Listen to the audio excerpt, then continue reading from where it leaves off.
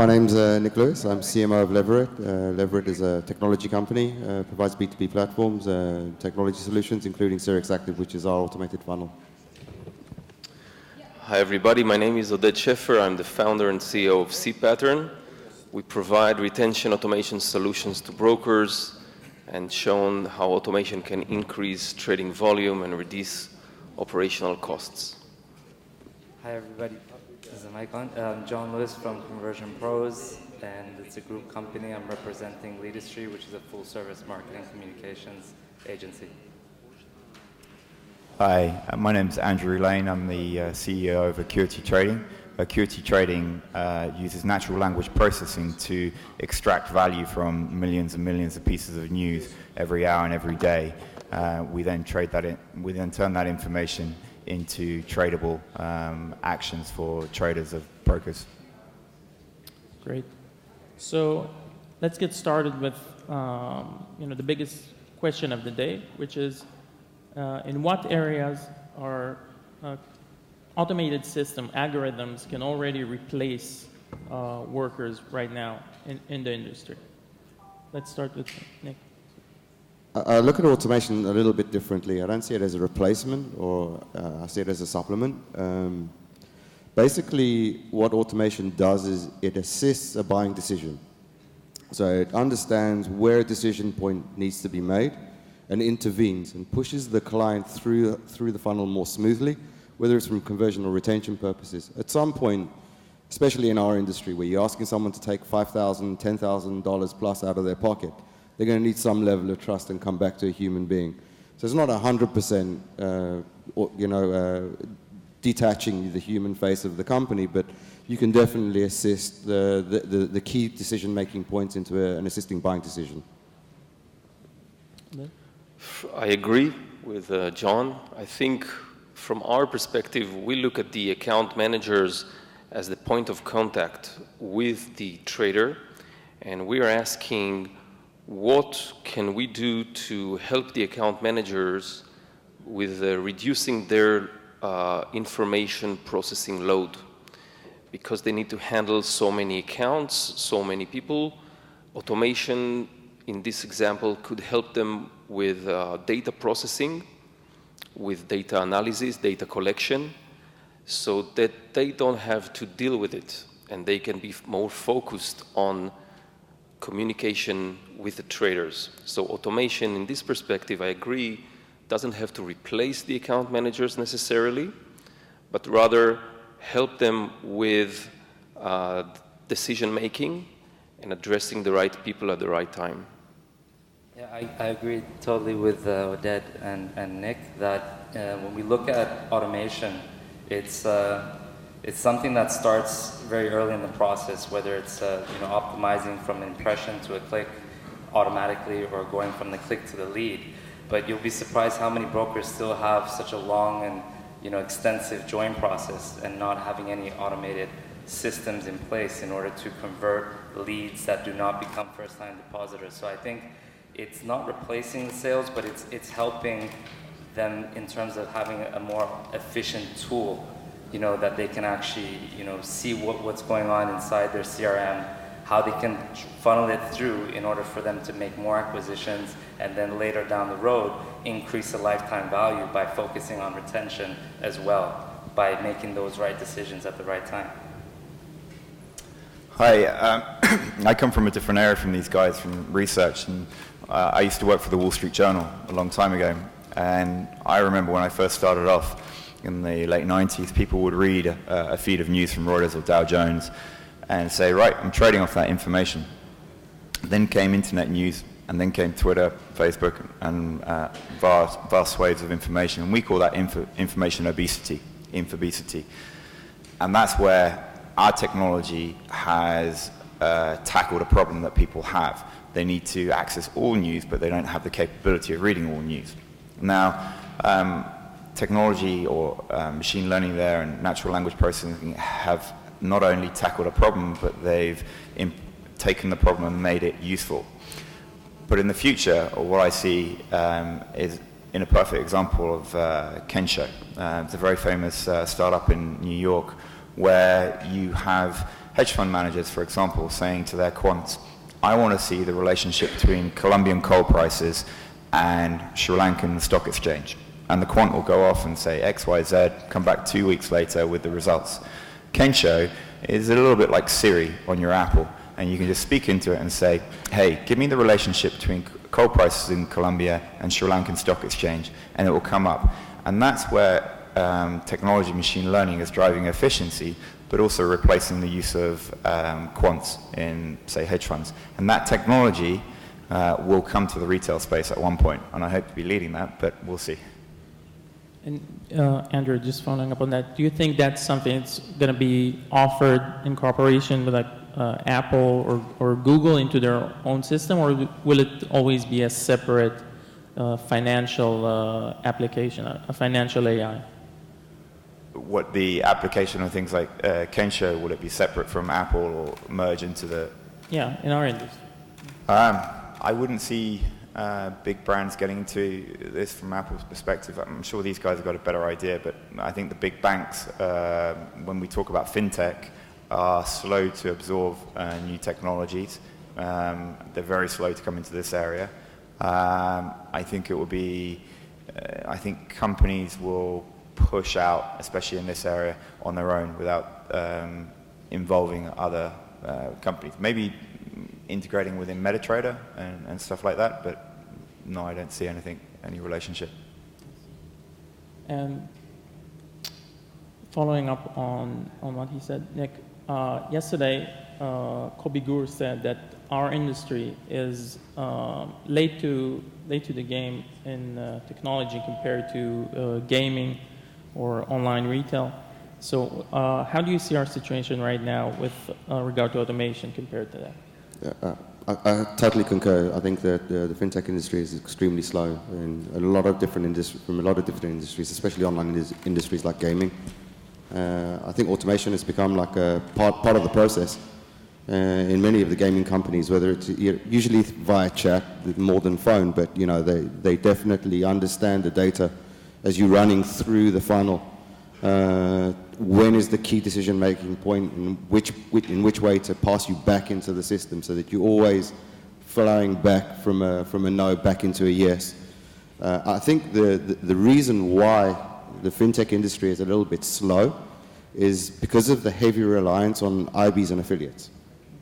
And I think once you tie it down into list marketing as 70% of your business, it's really difficult for you to look out and say, hang on, but you know, what if I want to go bigger? And I think, like, you know, you're going to need to go bigger as the market matures, and it becomes more and more difficult to stand out from the crowd. And you're not just another Me Too broker. You're going to need to go mass.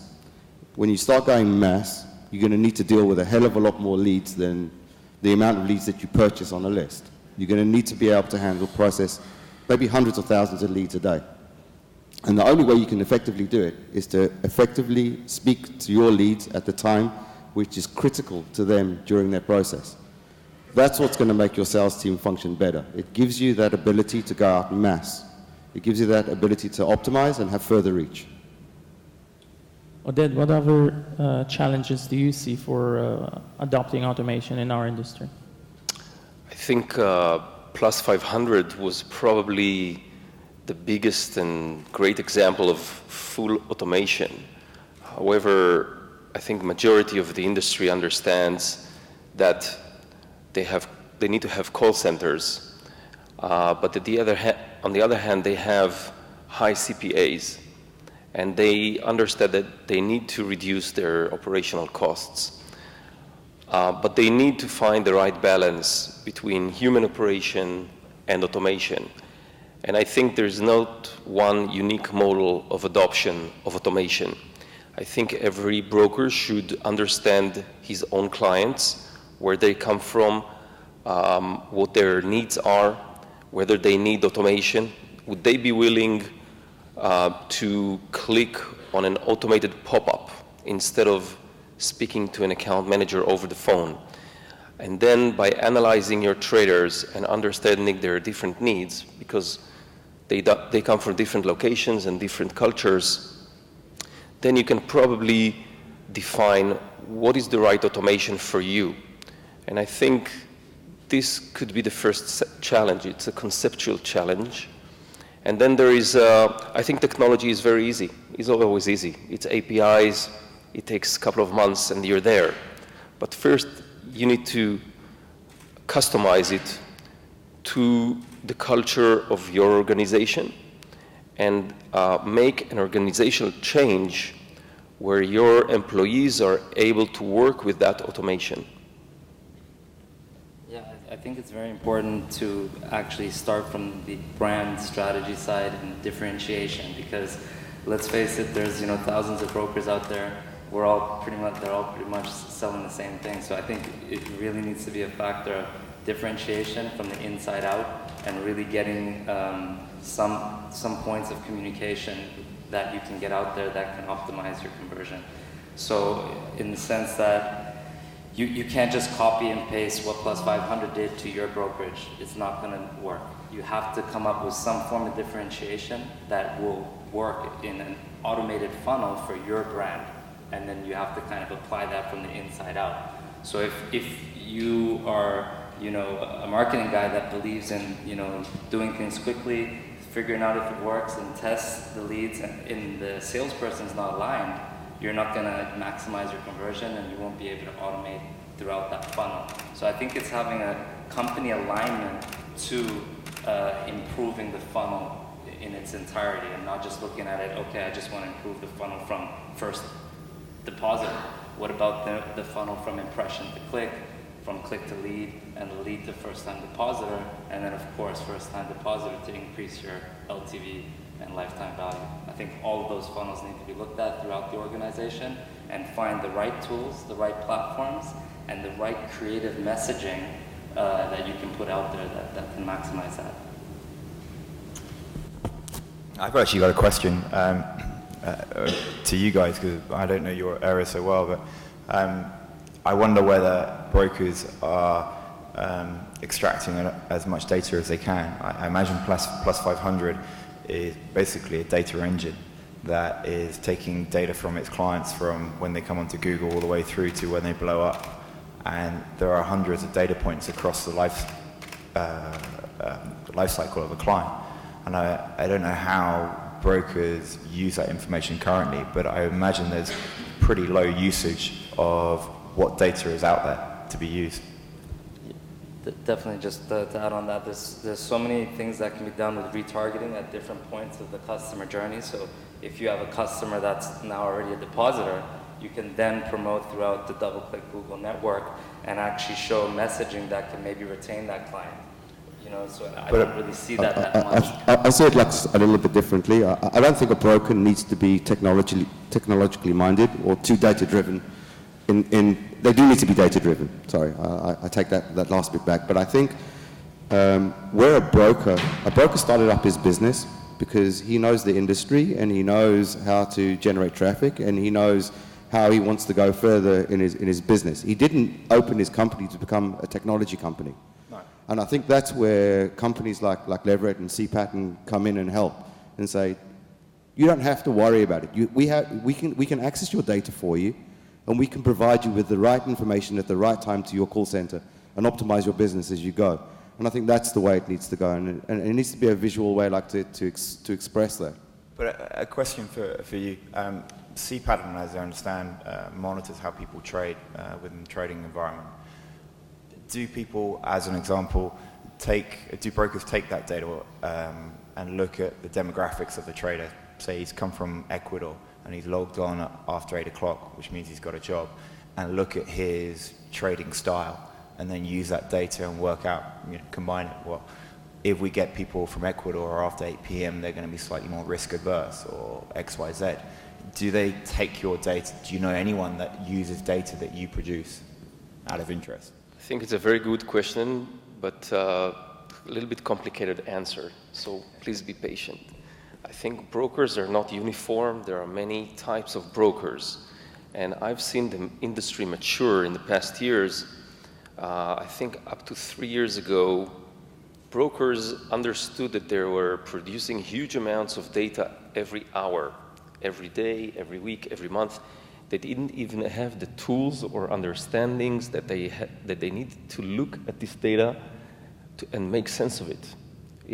And I think that the most progressive brokers 3 years ago just used Excel reports with sampling data on a weekly basis to target groups of traders.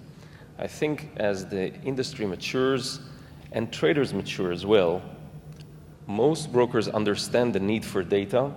However, my insight is that they don't always have the right people that have the tools to read data and understand data. They have great people with great skills, but data analysts which are good at examining data and understanding or deriving conclusions from the data is something that the industry is now starting to develop. But that's something probably to do with where the industry is. Like, for example, in Cyprus, you don't see Cyprus as a data-centric place. But Israel, or Tel Aviv, for example, or Los Angeles, perhaps London, but definitely Tel Aviv, you would be able to find those skill sets. I think it's a trend in the industry. It's a must, because the data, you know, this is where, in my perspective, it's the holy grail of running a brokerage. If you understand your data, you understand your clients, you're on top of everything. I was talking to one broker in Israel, and it occurred to me, actually, they weren't a broker, they were a big data technology house, and they just so happened to have a little brokerage on the side that was making millions for them, but their main focus was on becoming a big data house, which brings me to a point where I think, and we can talk as much as we want about what's happening, but my experience from the hedge fund world is you sell data into a hedge fund, but they'll never tell you how they're using it or what they're doing. And some of the biggest hedge funds like WorldQuant, the amount of money they spend on data and what they do, and Winton Financial in London, I suspect there's probably brokers out there, especially in Tel Aviv, who are doing amazing things, and we will never know. Can I tell a little story? I think it was 3 years ago.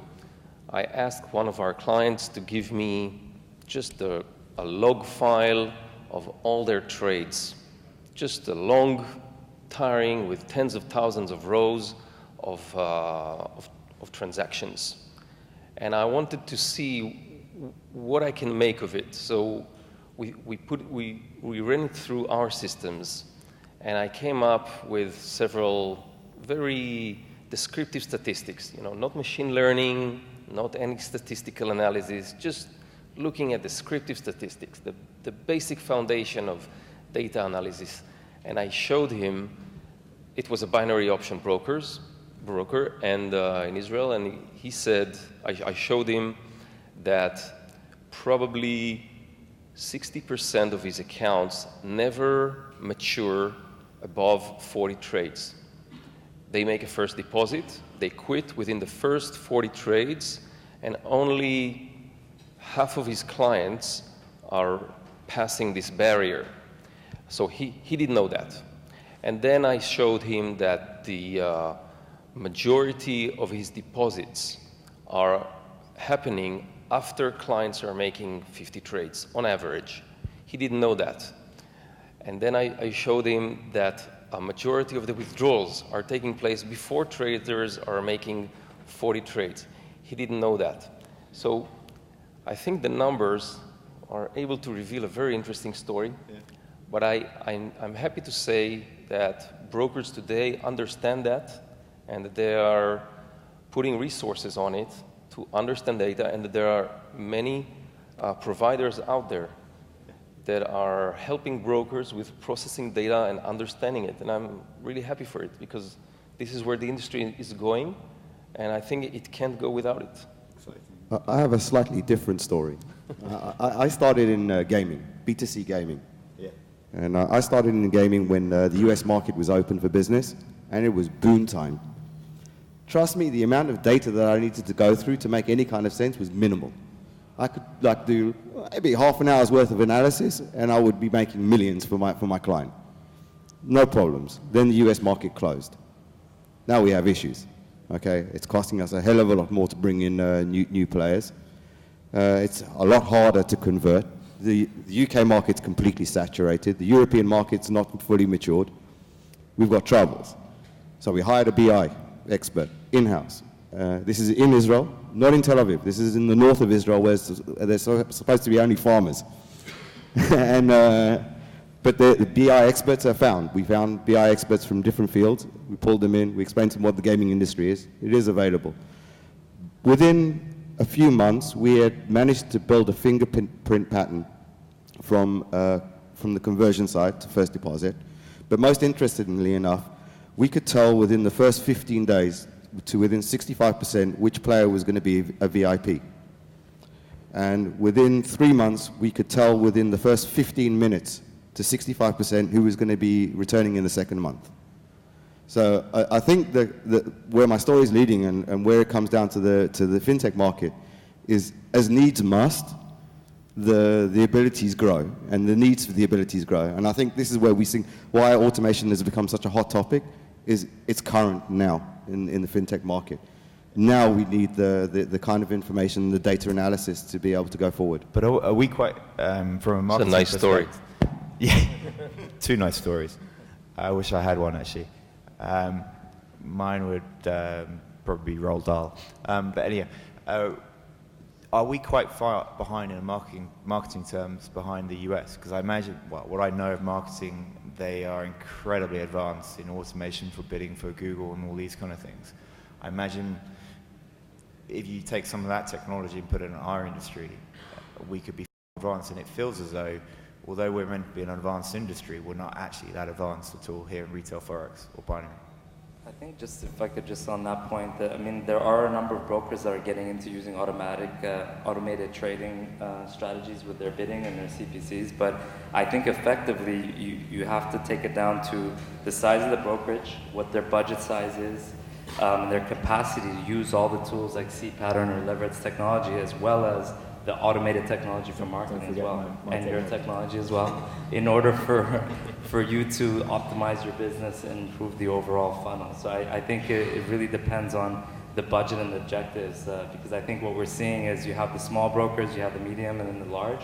Yeah. So I'm sure the large brokers are doing it because obviously...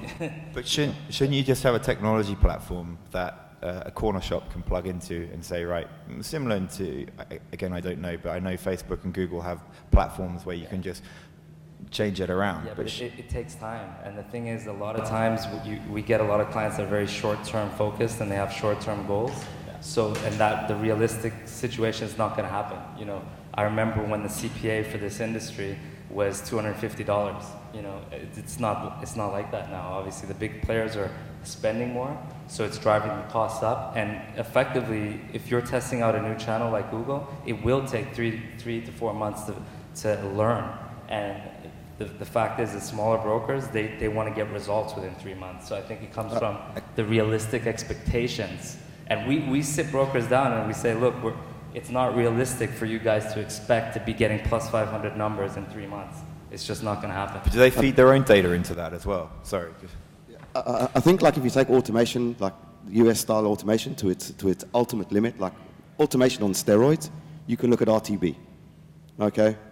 Real-time bidding. Yeah. So like when you're thinking like you're going to have to make decisions in fractions of a second, you know that it has to be machine learning. Yeah. And you know that in order to get the optimized campaigns running for your particular needs, you're going to need to be running optimized like big data learning all the time. For most people, regardless of which industry they're in, that's way above their capabilities. It's something they're quite happy to outsource and leave to someone else, and they want to see the results. They want to see the end results. And I think that's more realistic in the short term for most small to medium-sized brokers. They're not going to get to a position where they're running their own automated funnels without some kind of assistance from outside, whether it's to do analysis on their data and how to build their systems, or whether it's to outsource entirely that kind of technology and try and get like a head start in the game. But I think like at some points, they are analyzing quite a lot part of their data, but they've got so much data to analyze on an ongoing basis. Think about the exposure. They have to analyze their exposure on an instant basis, like how much exposure have I got? how much of my flow am I really going to have to send out STP, or what am I going to do with the rest of my flow? There's so much involved in running a brokerage. It's not a normal like online like business. It's not Starbucks online. It's not, you know. Oded, would you recommend companies develop, you know, these capabilities in-house or send them out? Are you sure you're asking the right person? I'll try to answer in a most decent way. I think brokers, like I said before, first need to acknowledge that they need automation. They need to recognize their own clients' needs and their own business culture. I think it's not always a matter of technology provider, this one or the other. We see the challenge in adapting the organizational structures, work processes, people's mindsets within the organization. Sometimes people are fearful of automation because they're concerned that they will lose their jobs. And you need to be able to run several organizational processes to reassure people that automation is good for everybody. And then I think I wouldn't recommend brokers to start developing automation on their own, because from my experience, you can start with something that will give you maybe a basic solution to a temporary need, but it requires expertise. It requires someone who wakes up in the morning and leaves automation. This is his career, this is what he knows how to do best. It requires some skills and knowledge on how to implement it and how to optimize it along the way. Technological development for brokers, I wouldn't recommend personally, but I would hire definitely an external source. It could be a platform maker, that's fine, or any other provider. But my recommendation is that brokers choose providers not only based on costs, but rather based on results. I think brokers need to see that at the end of the day, they make more money or save money out of automation. They need to be able to see it. And this is the most important criteria in my eyes. The other thing, I think, if we all work in the world of automation, it feels like second nature to us. Maybe it's a little bit scary to people who haven't come across machine learning. The way I see the world is actually machine learning and these applications, natural language processing, are actually very simple technologies to get hold of through Azure platform, Amazon Web Services, and the Google likes. I think where we all specialize is in the application. So where you say you have someone, you need someone to take the data and use it. You don't need a quant in your brokerage to do these things, possibly, because you already have these services out there at a very little cost.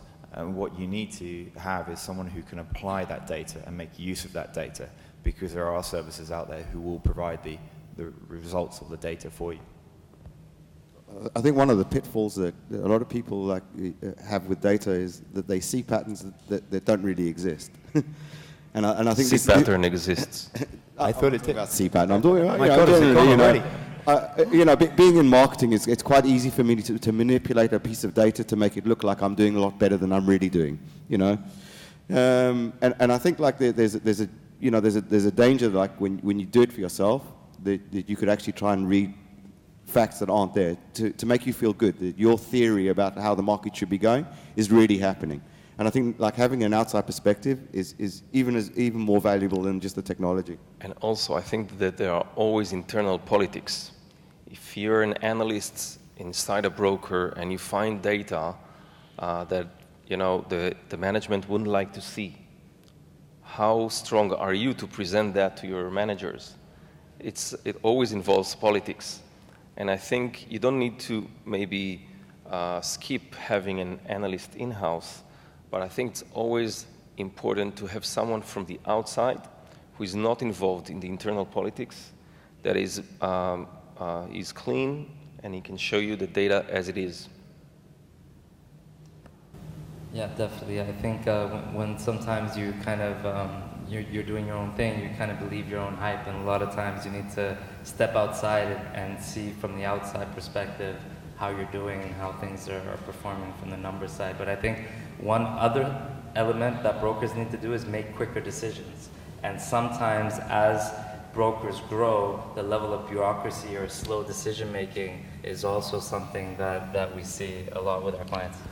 I have one other comment. I think the past conversation was focused on data analysis, and this panel is about automation. And I want to make another observation about the linkage between data analysis and automation for the audience. I think data analysis is the basic level of automation. Automation should be ran on data. And at the end of the day, my vision for automation is to have employees in the brokerage house serve as controllers, meaning that instead of doing labor work of, let's say, retention or sales, they would be more, would have more abilities to observe an automated process and intervene where human action is required. And this is, I think, where brokers would make the more benefit, because they would spend human resources on automated processes. And I think that would be the best optimization.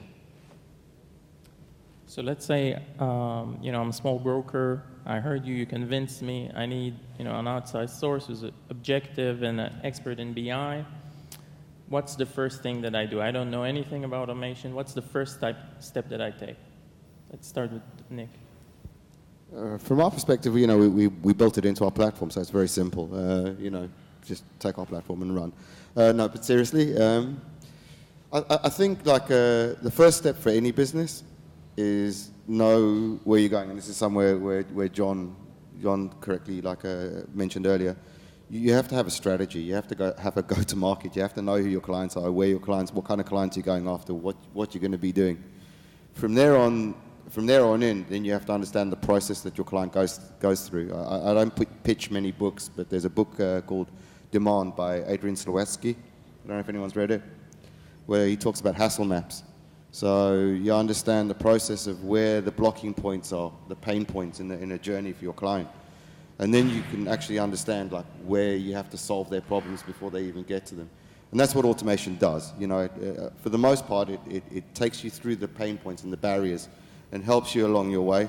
And then at the right time, you intervene with your sales center. So I think it's about the first step is understanding.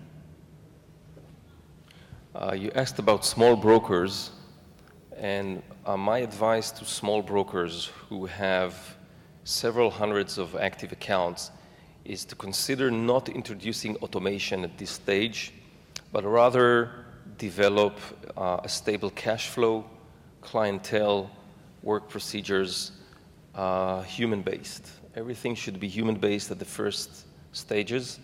Of course, I will not say no if they would like to purchase automation, but I think they should first establish their business and have stability. And I think once they grow their business, they are looking for the next stage of growth.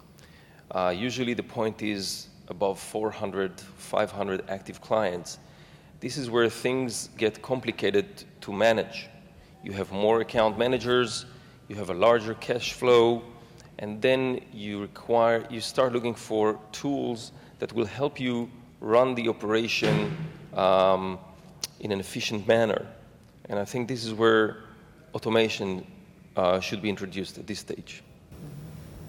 John? Yeah, I agree. I don't think, obviously you have to have in your mind as a broker to start optimizing your automation, but I wouldn't do it at just as you jump in, because depending on how many clients or leads you're bringing in, you'll organically start optimizing that funnel and start automating.